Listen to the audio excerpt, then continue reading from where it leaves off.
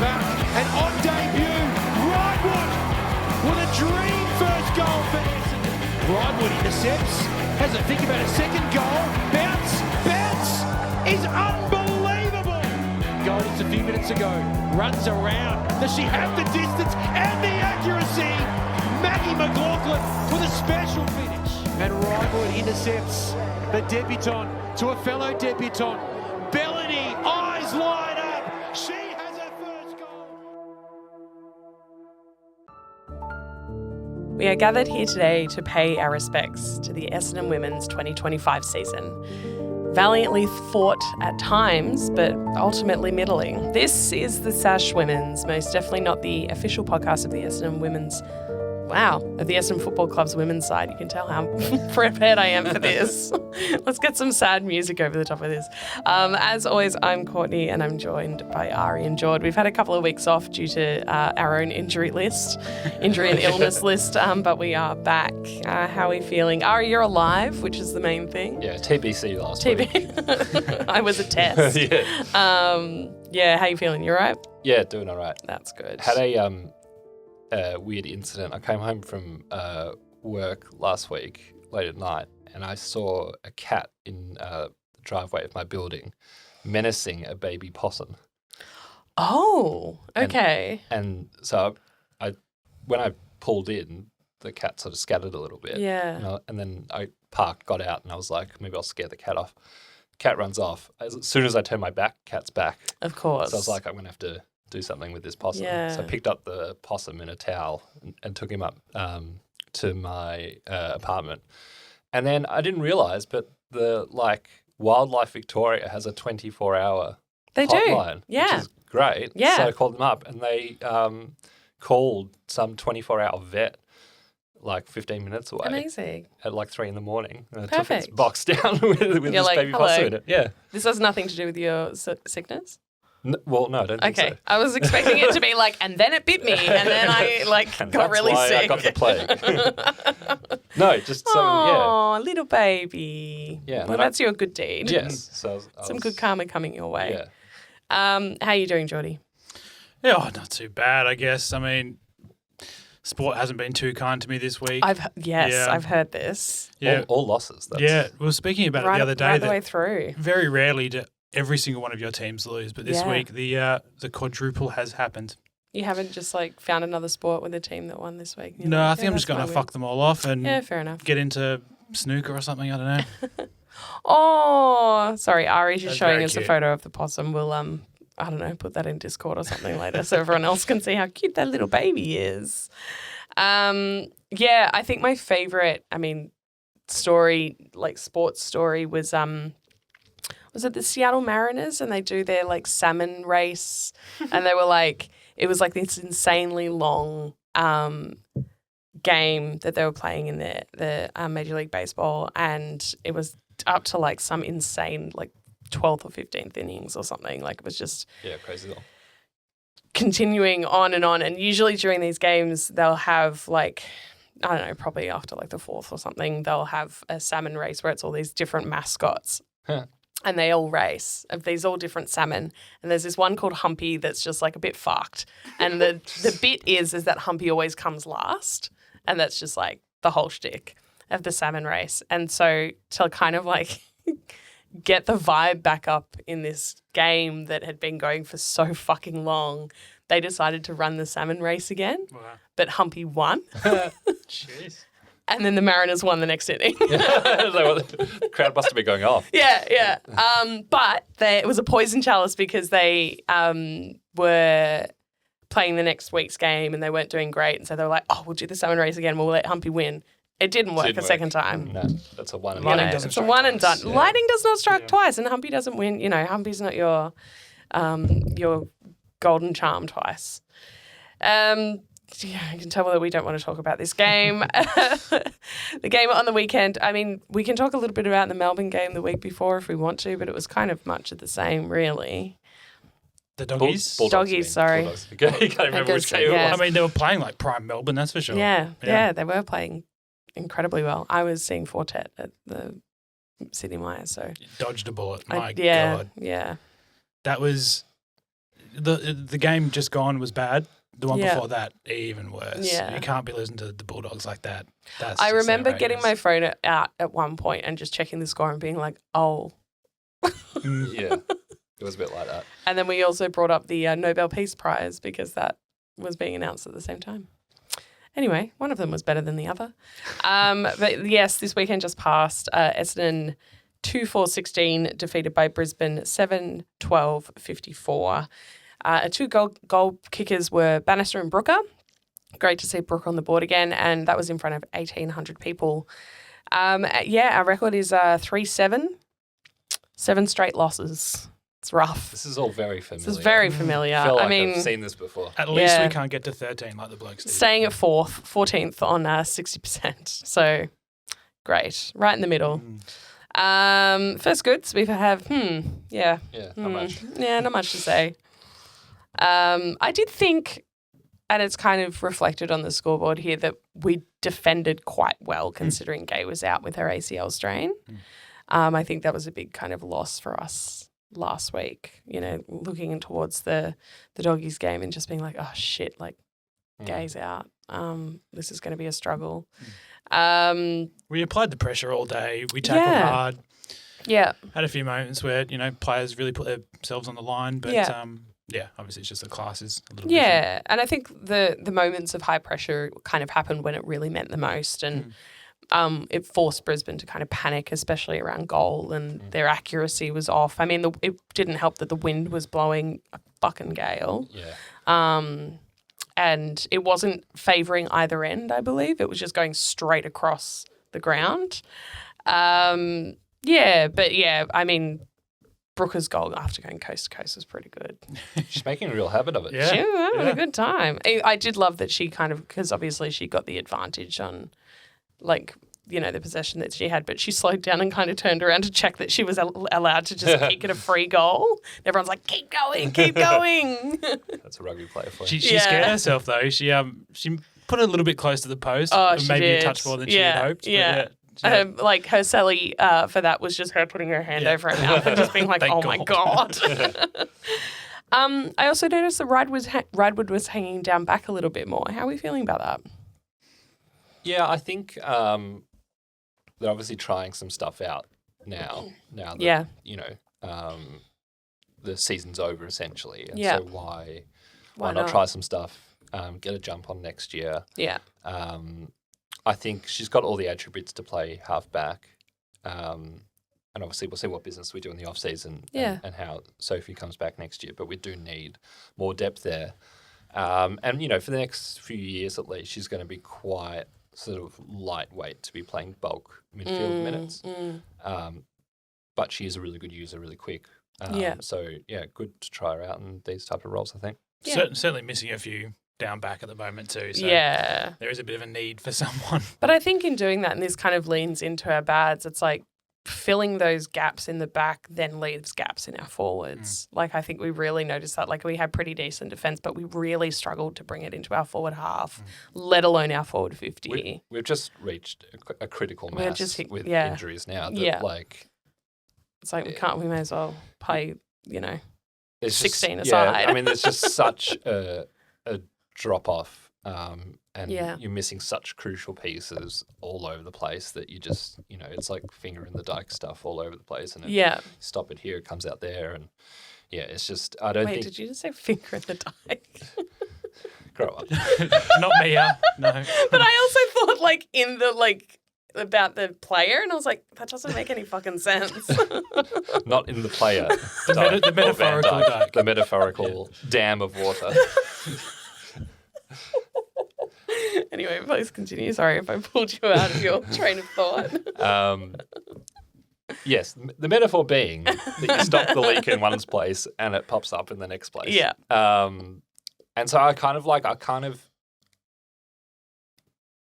at peace with what's happening. Yeah. A little bit. And I'm not really judging performance or coaching or any of that. Yeah. Because we all saw what was coming a few weeks ago. Oh, God, yeah. And it's got worse because, like, you know, you get Medigay back and it looks great and then she's gone. You know? Yeah. And it's and the injury situation's only gotten worse since then.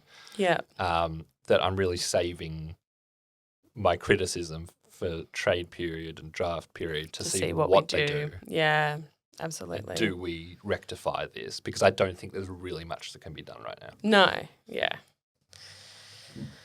Yeah, it makes it tough. And it does mean that we only kick. I was genuinely quite impressed that we kicked 2 goals. Yeah.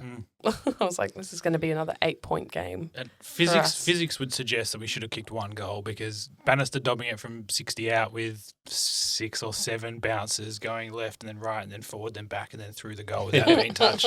That was low percentage. Yeah. It's probably not going to happen again, that one. But speaking of goals, how many goalless quarters have we had now? There's been a few. Yeah. Doing some research this afternoon, I was crying as I was going through the games.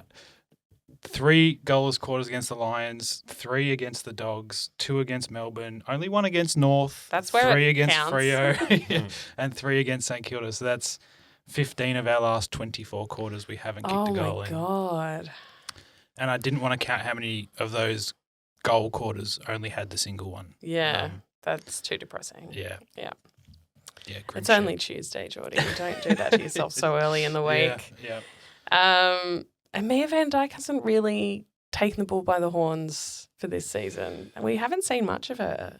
No, and when she's got her chance, which is slightly by default, she hasn't really run with it. Yeah. She's been like at the bottom of the disposal charts and like bottom of impact. 4 touches in 2 games. Yeah, it's not. Yeah, which I mean, we can't really take too many shots at her because I mean we kind of thought that was going to be the case. Yeah, you know, she didn't play in the first 9 games for reason, 8 games for a good reason, and that is the reason. 2 touches in 2 games, but yeah. Look, I think maybe it's time to have a crack at Sheridan. I know, we haven't seen that yet either. But look, one last game. Let's why do not? it. Yeah. Chuck the magnets on. Exactly. Give it a go. Why not? Yeah, and also, even if like they're like 100% she's going to get delisted, who knows? Maybe that's the case. But like, I would give her a game. Like, why not? Why at not? this point? Like, let her have played a game of. It can't. Exactly. It can't be worse, really, realistically. No. Yeah. And like, we might have more injuries out of this week as we always do. Like, there's probably going to be some people pulling up with soreness and stuff. Yeah. Especially at the end of the season. One last good thing, kind of nearly good thing. We nearly saw a very, very rare Georgian Anscorn goal. Like, very nearly, which would have been so beautiful. She actually had quite a down day Yeah. compared to what she's put up this season. Yeah. It was like her lowest, I think. By a distance. Mm. I think it's still only her 3rd game that she hasn't polled coaches' votes in. So, like, incredibly inconsistent across the year. Yeah, which, like, considering like how badly we've been blown out in so many of those games, Yeah. is quite impressive. Yeah. Well, shall we head to a break and come back with some Discord questions, People's Champion, all that kind of stuff? Let's do it. Yeah, sweet. See you soon. And we're back. Welcome back to the Sash. You're here with us. And we're going to dive into our Discord questions. We only had one this week, which I think it's because a lot of the focus is on the men's and what's happening over there. But Meals does ask, when will it end? Not the seasons, the horrors. Meals, I have no fucking idea. I think when the club gets relocated to Darwin is when the horrors end. Yeah. Sign me up. Yeah, we'll be on island time. The Darwin Bombers. Get them out of here. Oh, I don't know if you can call them that. Yeah. That's a good point. The Darwin Cyclones. Darwin Plains could work though. Yeah. Yeah. Yep. I'd never have to go to a game ever again. Put them by the back of the mind. That's when the I'd horror go up ends. there for the Luxor Festival and also go to a couple of Plains games. That'd be fun. Yeah. Anyway. No, I mean, when will it end? Yeah, it's a good question. I mean, we can only hope that start of next year kicks off like the start of this year did with a few wins and less injuries. Yeah. Yeah, my big hopes are, like we just spoke about before, what we do in draft and trade, but also that the new high-performance medical department on the men's side, figure out how to deal with the curse Yeah. and solve this injury epidemic. Yeah, I think they need to just burn some sage. Blood of a chicken, that yeah, do a few little rituals at the club, just kind of, clear the air. Burn Sam Mitchell in effigy. Now that I can get it. I went to it. I don't know. I went to a. What is this segue? I went to a rummage sale on Rossmoyne Street in Preston the other day. Beautiful. And some cheeky bastard had a blow-up doll in their front yard with a Hawthorn jersey and Hawthorn shorts on, with Zach Merritt's face printed on and said, "Welcome to the club 2027." Whoa. Rude. Really rude shit. What the hell? Yeah. Wow. That's probably just someone in our Discord. Probably Drip Snake. Yeah, I think, look, there was someone made a point, and I think it was in our Discord, that they were like very thankful that all of this stuff with like Zach Merritt and Hawthorn and stuff was happening outside of the season. And I'm like, yeah, outside of the men's season, like I wouldn't be surprised if it is having an effect on the women's, because it's like that is still like the energy is in the club there. Especially when they were brought into it. Yeah, the absolutely. So, yeah, I wouldn't be surprised. I think, we do need to kind of, clear the air and stuff. And I do feel like the way that the trade period was dealt with, especially the negotiations with Hawthorn, and the fact that, Andrew Welsh was really active in that, negotiation and that trade, those trade talks. I think that I feel really positive about him being president. Yeah. I feel like he's going to be very and you can see from like the statements and the speeches and stuff that he's done already. Like I feel like it's, getting our grit back and being a dominant team and a dominant club and not kind of like bending over for shit. It's exactly what it was like as a player as well. Oh, yeah. I'm like, do these people not realise that he threw punches in the fucking 2004 line in the sand game? Like, he was heavily into it. Yeah. He had his little blonde bit in his hair. Oh, McPhee, my God. Johnson. Oh. Yeah. I was watching that game when the last trade day was on. It was riled me up. Well, so we haven't had a chance to speak about everything that happened. Yeah. How do you feel about the end result, about us saying no to that deal? Oh, I feel like it shows that we mean business and we're not just going to give our largely at what our 6-time best and fairest, including the most recent best and fairest, our captain and someone who was like routinely getting best on, if not second best on every game, for some dude I don't even fucking know who he is, and a bunch of picks that we don't need. Yeah. It's like, I think you mentioned it a couple of weeks ago, Ari. It's like best case scenario, Zach leaves for a good price. Yep. Okay is he stays. Worst case scenario is he goes for chips. Yeah. And like, we don't need draft picks in the first round that are going to get pushed to the second round that are worse than what we've already got. And they were saying that one of them was a first round. I'm like, that's pick 20. That's not a first round. Yeah. There's 18 teams. It's a first round by default, because I think it's one of those I think that pick 22, which by draft night will be pick 25, 26. Yeah. But it was like a end of first round compo for I think Silvani, so it's like an end of first round pick. But it's not really. But it's like it sounds much better than what it is, which is that only one pick they offered will end up under 20. Yeah. It's which is not great. And no disrespect to Henry Hustwaite, never heard of the bloke before. Poor bugger. He's been dragged into this and everyone's like, who the fuck are you? Yeah, truly. But we don't need a midfielder who plays the VFL and never gets a game in the seniors. We've already got Sardis. We don't need that at all. So yeah, and they had to offer someone that played. They had to play ball. Yeah. They clearly were not taking it seriously. Yeah. I think I dropped that GIF in the Discord 5 times of Roman Roy just being like, I love you, but you're not serious people. I mean, I saw, what was it? It was the Age podcast, one of the journos was talking after the fact about what they'd been hearing during it. And Hawthorn was certain that we could never take him back because of everything that had happened. And so their whole strategy I think they were banking was on that. At the end of the day, we'll do the deal. Yeah. And so they don't have to push the boat out or offer a player that might destabilise their sort of it's no, it actually just made us more angry. Yeah.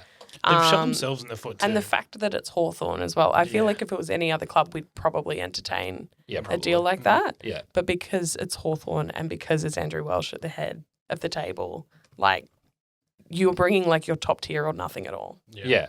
We were predisposed from the start to say no. They would have had to, that's why they had to offer something great. The only thing I slightly disagree with the club strategy is that what I would have done is I would have said to Hawthorn, like, right at the start of the trade period,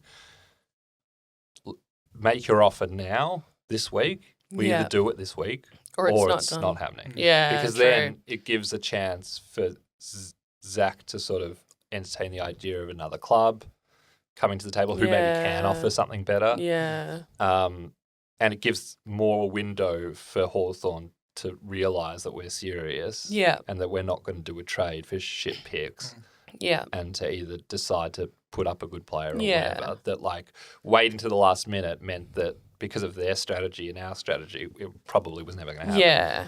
It also meant they that had like 36 hours or something. Yeah.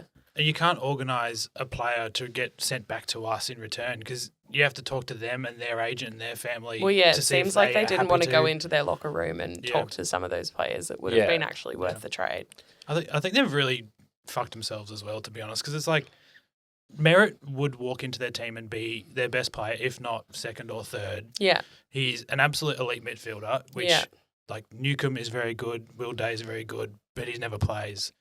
Like, he's exactly what they would have needed to get that extra step. So, like, they've just really dogged themselves as well. And they also, like, made moves with the idea that Merritt was coming. Like, they traded down. Yeah, they traded down and Warpole left to Geelong. Like, they're even weaker now than they were last year. Well, round one's going to be interesting next year, isn't it? Anyway, let's look at our Discord People's Champion to bring it back to the women's. This week we have 3 votes for Gaylor, 2 votes for Bushy, and 1 vote for Bannister. So that makes our leaderboard.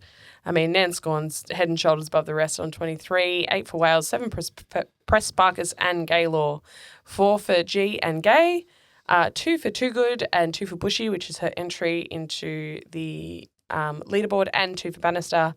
And coming up in the tail is 1 for McLaughlin.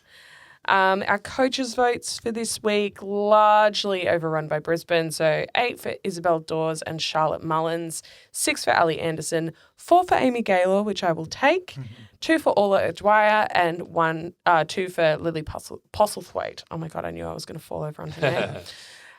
But that does leave Nan Scorn kind of trailing. She's in 19th. Yeah, let down by team performances. I think so, yeah. Good return to form for Gaylor. Yeah, really stoked for that. She was like really good in the game on the weekend. Had a few down ones in a row, so really good to see her get back to form. I also like the Bushy getting some Discord votes. I think we were speaking about it before the pod, but she's been ultra consistent across the year. Yeah, absolutely. Had by far and away her best season ever in the AFLW. Yeah. Has a crack week in, week out. Really, I'm glad that she's got rewarded. Yeah, I think she can be proud of the season that she's had. Yeah, I'm sure she'll be patting herself on the back that she's got 2 votes from the AFLW Discord. I don't need anything else because I've had 2 votes from the AFLW Sash Discord. So looking ahead to round 11, it is against Hawthorn. Interesting. At Windy Hill, Saturday at 3:05 p.m. Apparently it was a bit of a fight for us to get Windy Hill because there was a, quote, congested sporting schedule. Yeah, which I guess means the cricket club because it's cricket season. So it means we nearly didn't get our last game on the hill because this is our last game. Is that a recent thing? Because this game's been scheduled in for months and months. Yeah, but they must have just literally that story came out yesterday afternoon. Weird. So they must have been that would have been an issue. 3 months ago when that probably. Came out. But, maybe the cricket club, finally remembered that they had a cricket season and they were like, oh, let's just, we'll play on this day. And they're like, oh, wait, hang on. Start their game at 5:30, day, night, get the pink ball out. They'll be all right. Why not? Yeah. Chuck the lights on. They're not broadcasting it. I did like, actually, that in the Brisbane game in the broadcast, you could see people playing bowls at the bowls club next door. It's all happening up on Windy Hill. This could be quite an interesting game considering this tension between Essendon and Hawthorn on the men's side. I do wonder if that kind of bleeds over. I mean, what's her face? Who was the previous Hawthorn coach? Famously brought a bag of sand to our Marvel game. Yes, now it's shitting me. It wasn't Beck, something like that? Was it Beck Goddard? Yes. Yeah. It was. Good pickup, yeah. And there is there's a little mini rivalry between these two clubs in the women's side anyway. Obviously that first game at Marvel, both teams come into the competition at the same time, twin v twin in the ruck. There's a couple of little things that, it's not like this is just a... See, with Collingwood, I don't think there's any bad blood between Essendon and Collingwood in the women's. Yeah. Those sort of rivalries don't often We don't really translate. have one with North either because they're just leagues above everyone else. Yeah, and I don't think about them in the men's, so I guess that's that. I don't think it's kind of hard because we haven't probably been in the comp long enough to develop. No. That, It probably just gets talked about in the sheds beforehand, being these are our mortal enemies. We hate this team. We hate what they stand for. They tried to take our captain on the men's. That guy who loves you. They might be saying, fuck, I wish he'd gone.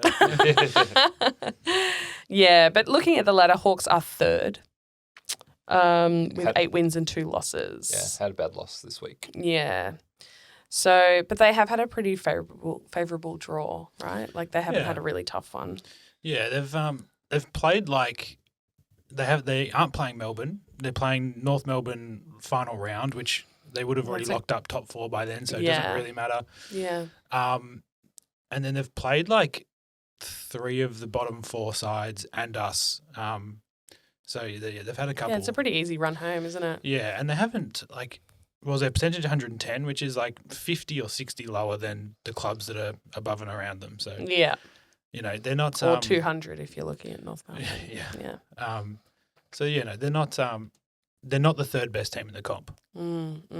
Yeah, I mean there are always quirks with the draw just because Melbourne was shit last year, and we were good, and Richmond were good, and now we're both shit. So it's if you're a top 6 team, you don't play Melbourne twice or maybe at all because they're a lower team. You don't play them as much. Yeah. But they're actually turned out to be really good. You play teams like us and Richmond more who were good and now aren't. Yeah. So they've just got lucky. But yeah.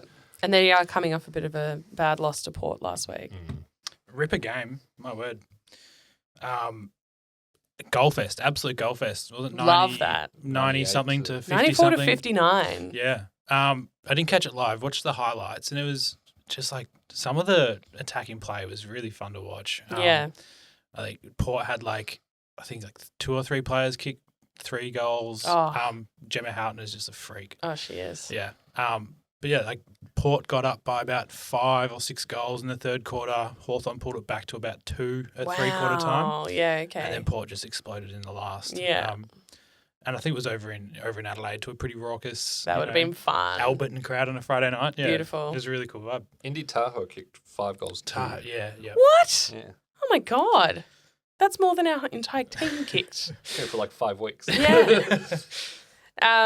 Speaking of our twin rivalry with Hawthorn, Lucy Wales has had a great year, but she's laid out with appendicitis.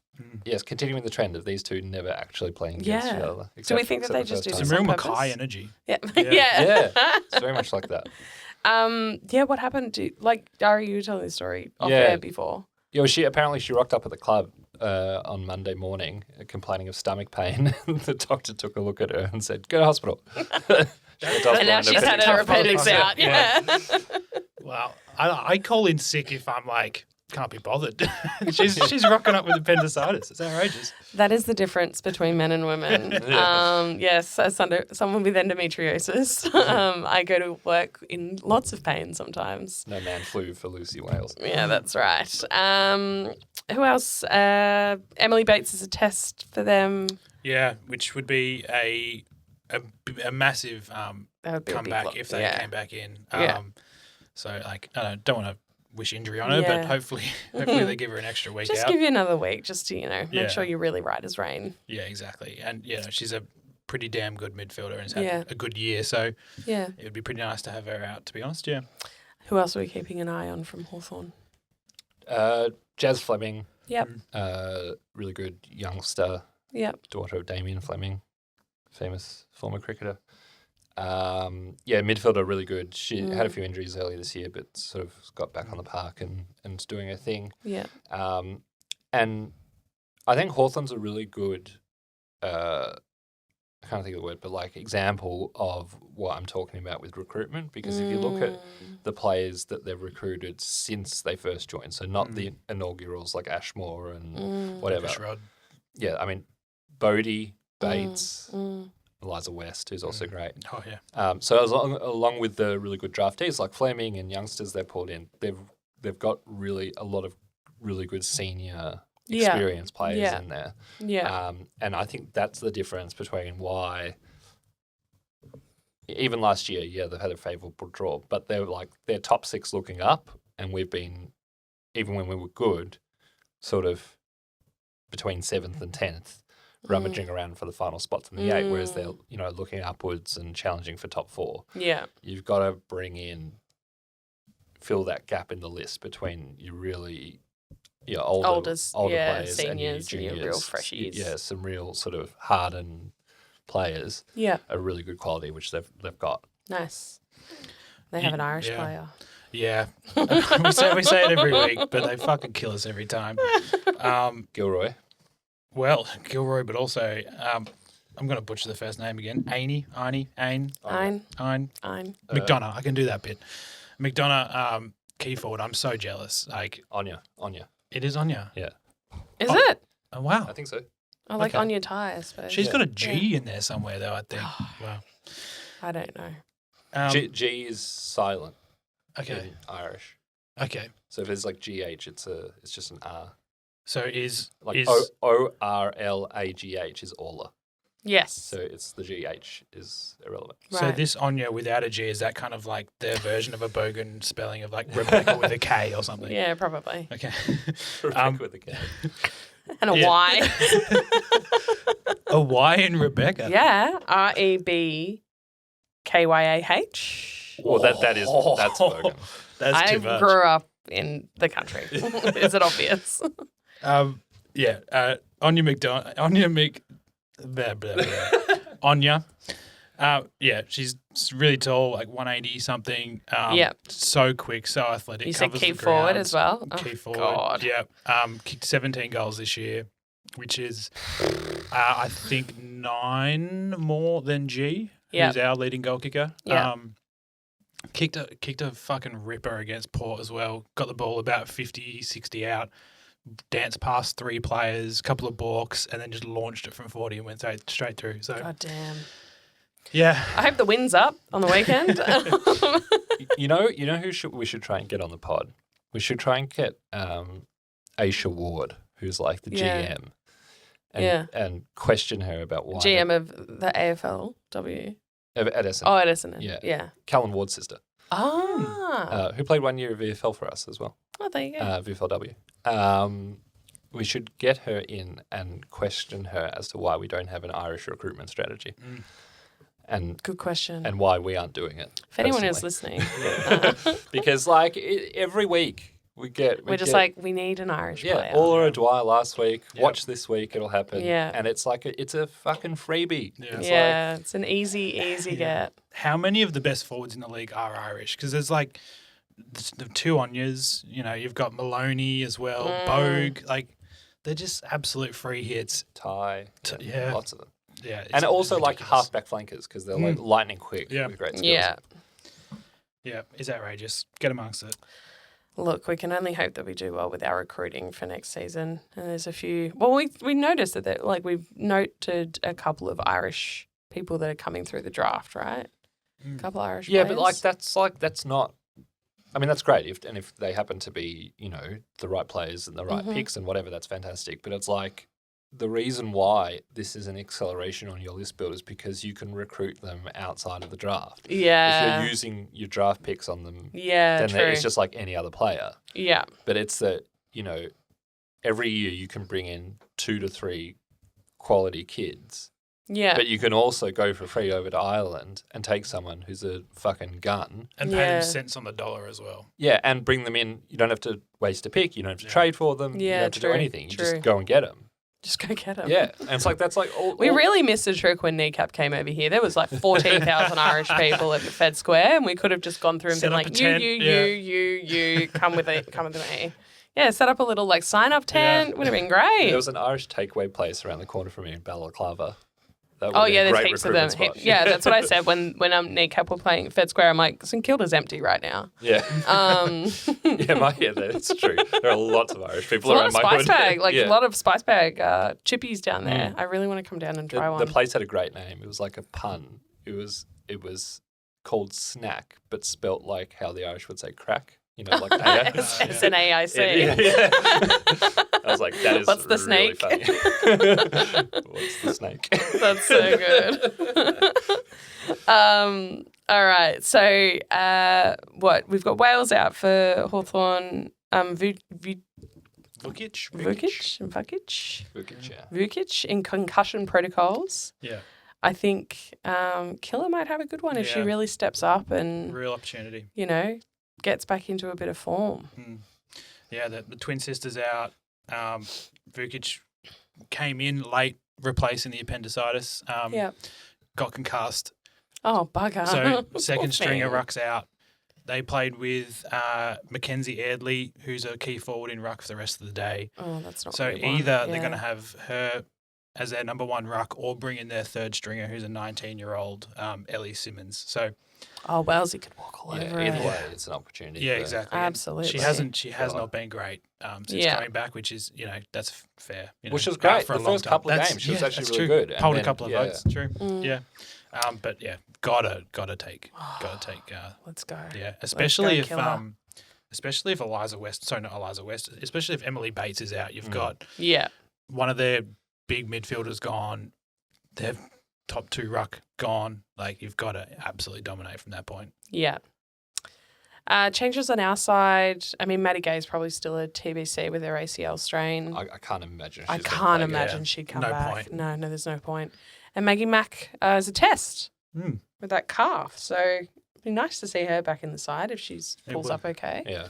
The calves are always ones that I'm a bit worried about people coming back from. Like, we've seen it so often with like Darcy Parish, does a calf, comes back, does a calf. So I would if Mag Mac is 50-50, keep her out as well. Bugger it. Like like rest up over off season and then come back strong next year. Yeah.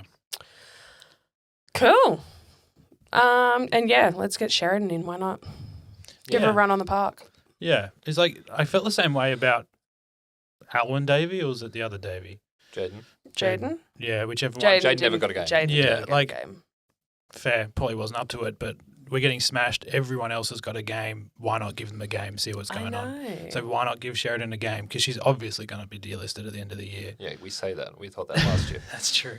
That's true. We say that about a lot of our teams on both sides. Yeah, we'd have 8 players left. It was up to us, I think. Yeah, we'd be like... Homer when he's doing the Little League. Your cut. I like your hustle. Your cut. That's why it was so hard to coat you. Oh, dear. We had our match predictions from the Western Bulldogs game, which I have no idea how that kind of ended up. Did anyone get anything here? I mean, none of us got the win. Yeah, no one was good that day, to be honest. It was a real stinker. All right. The winner was the Pancake Shop. Okay. Jordy, you go first. Who's on your most goals? Let's go with Georgia. G or Nanscorn? Nanscorn. Fuck it, why not? Yeah, go on. She was so close to that snap. Let's see it again. Yeah. All right, who's your best on? Wales. Yeah. Yes, absolutely. Yeah. And what's the result for you? I think a honourable 3-goal loss.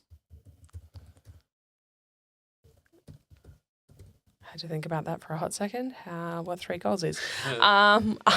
It is 8:40 p.m. Okay, Ari, who have you got for most goals? Bannister. Yep. And who's your best on? Wales as well. Nice. And what's your result? Loss by 29. Oof. How many goalless quarters? 2. 6. 2. That'd be a great result. For me, I think most goals. Ooh.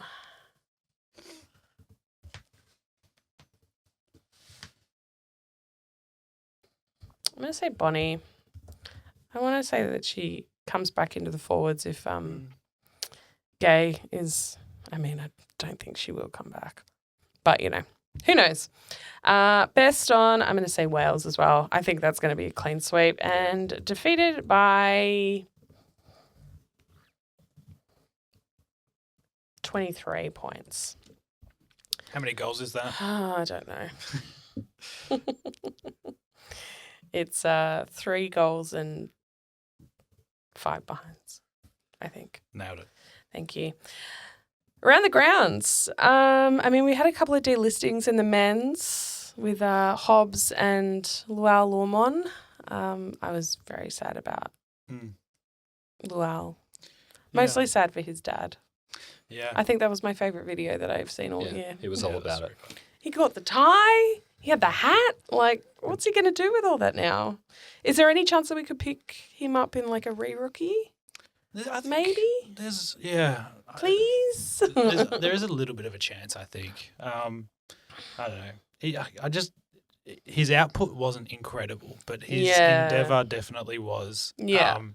He had a real crack, and I mean, I've always got a soft spot for the Southwest Vic crew. So I'm a bit sad by that one. Yeah.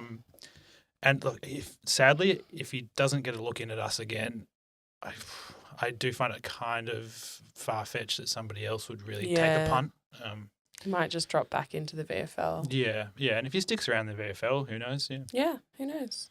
Just to punch out a couple of years in there and, maybe bulk up a bit. He's pretty string bean. Yeah. I think there is a chance that one of those two ends up re-rookied because at the moment we've got 5 list spots for 5 draft picks, but we're definitely trying to move up the draft board, which means we, in all likelihood, we'll lose one of those picks. Yeah. Which means we'll be a list spot free. Yeah. So whether it's someone else or one of those two, I do see us involved in the rookie or supplementary periods. And he's been pretty injured recently, but Setterfield, do we think he's staying? Do we think he's going to be like a late delisting or... You'd think they'd do them all at the one go, but sometimes they kind of drip feed them out a little bit. Yeah. Well, no, I think they wait because they wait to see how many list spots they're going to have. Yeah, okay. And so I guess it's good news for him that he wasn't let go this time. So obviously they think, as it stands right now, he'll have a spot. Mm-hmm. But that could change depending on what happens in the draft or rookie or whatever. So I think probably as of now it's good news for him. Yeah. I think also because he's got that sort of weird foot injury, they might just be kind of biding their time to see how that sort of heals. Because, I mean, he is injured a lot. So, there's no point taking a spot up if he's just going to be out for the entire they do have to time make again. a decision, though, by the time of the rookie draft because you can't keep this guy. You have to, at some point, give him a contract or set him free. You can't just sort of have him in limbo for the rest of the time. But I think, like, what you see with the waves of delistings is that, like, the first ones are like, okay, these are people are definitely that they're going to be gone no matter what. Yeah. And then it progressively goes like they start to make decisions about what their draft strategy looks like, who they think they might be able to trade for. So, like, okay, now it looks like Fiorini's going to come to us. So now we need to make a decision. Well, we need to make one more spot and they delist more people and so on and so forth. So there's like Fiorini being signed, probably signed Luell's future away. Like, if we didn't get Fiorini, maybe you keep Luell as a backup winger. Yeah.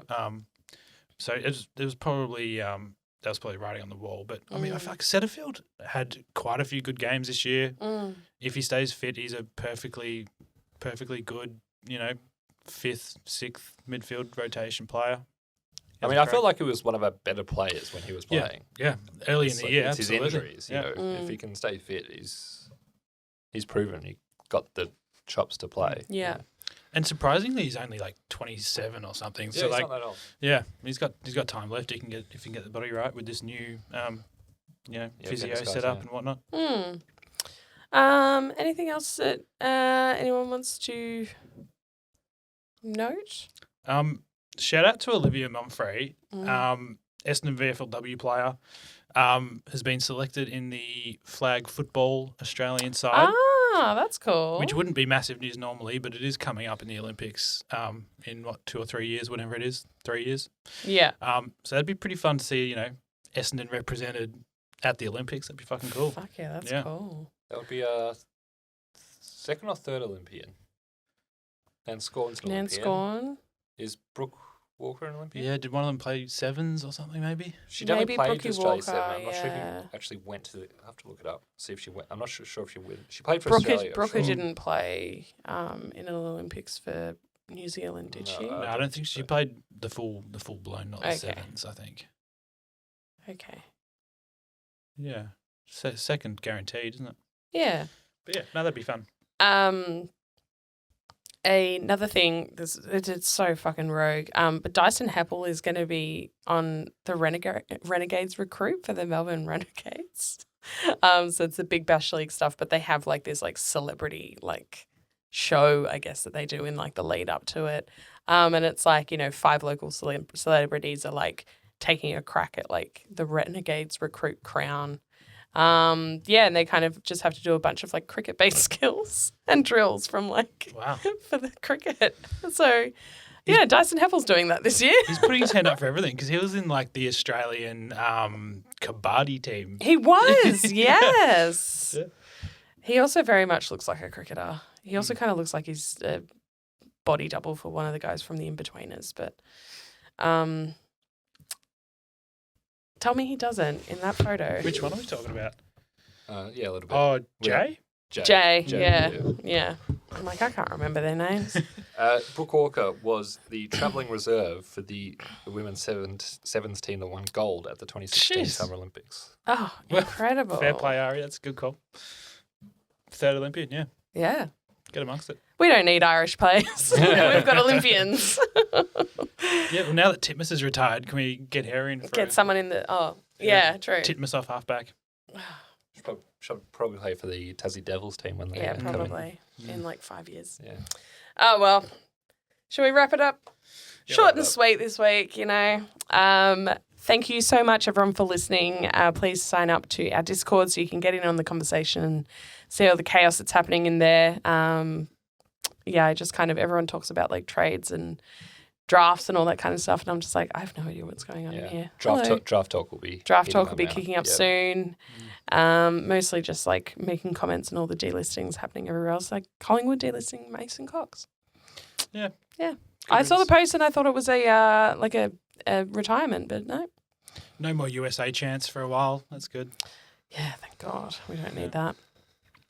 Anyway, and we'll see you at the game on the weekend. Thanks for attending the funeral. Thanks for coming to our beautiful funeral. There is light refreshments on the way out in the wake. And we will see you next week. Can't planes. Up the plains. Up the plains.